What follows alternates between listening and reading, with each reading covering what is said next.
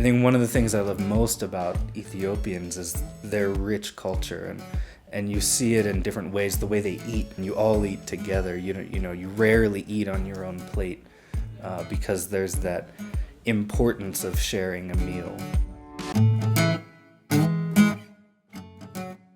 You have a lot of struggles, and you have a lot of people driven into poverty, and so it drives people into the big city, into the capital, to try to look for any sort of job.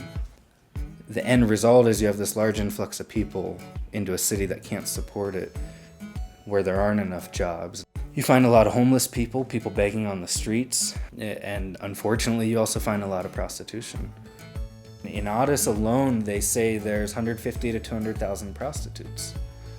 There's many more women who are likely to enter prostitution simply out of despair, simply out of, hey, I haven't been able to feed my kids for 3 days. If I sell my body, at least my kids can eat something tonight. Yeah, I came from the countryside because my cousin brought me to Addis to working as a maid in somebody's house. And as I was working, I met someone, and him and I lived together for 7 years. And after 7 years, I got pregnant, and I told him that I got pregnant, but he didn't want anything to do with the baby. To survive, the suggestions that she got from people was to sell her body. So she started working as a prostitute. But then she realized if I do this, I cannot get out. So I have to be able to do some other work. And so she started going out and trying to get a job, but nobody could hire her. She could not survive.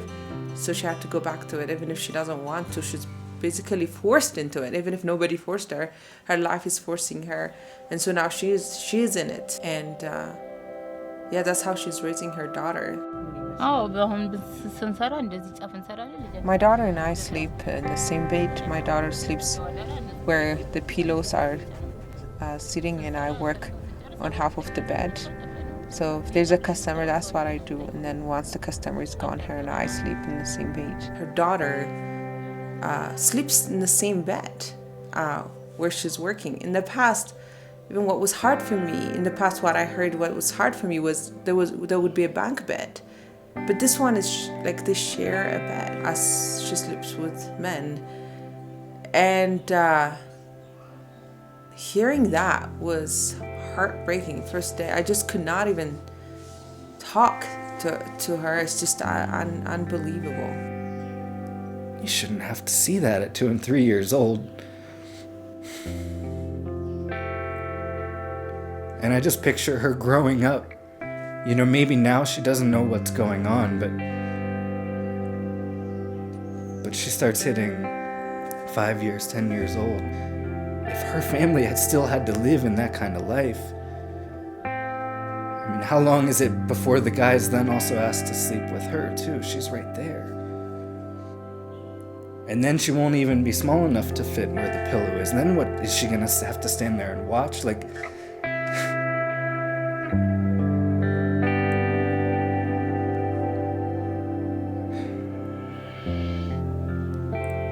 yeah, it's so tough.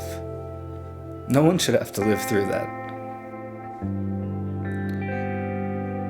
And I also think for the mom, that's the last thing she wants her daughter to see. I mean, no mother wants their daughter to grow up that way. So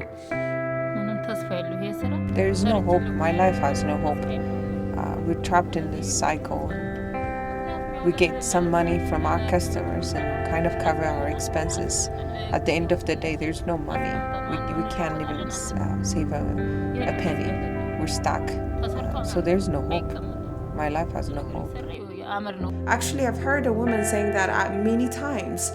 She wanted to kill herself. Actually, she even she drank poison to kill herself because she didn't want to see her daughter go through the way she's going. But now, Fields of Hope is opening a school. And as soon as she heard it, she said, you know what? If she has a school, I'm gonna drop this job I'm doing, selling my body, no way. Because the reason why I'm even doing this is for my daughter. And since the day they heard about the school coming, they're just lighting up. They're smiling. I don't recall them smiling. Now it's just like smiling, and one of them said, you know what, I don't care if you don't do anything for me, even the school is gone, now you gave me hope, I'm fine. It's to that extent that they are very excited about it. We are very excited about it. I'm going to be part of the education system in Ethiopia and make a huge difference. In the meantime, my husband is working with this idea of transforming the lives of women and children that are trapped in prostitution. The guiding mission of Fields of Hope is to bring hope to those who have none. We believe in the power of hope.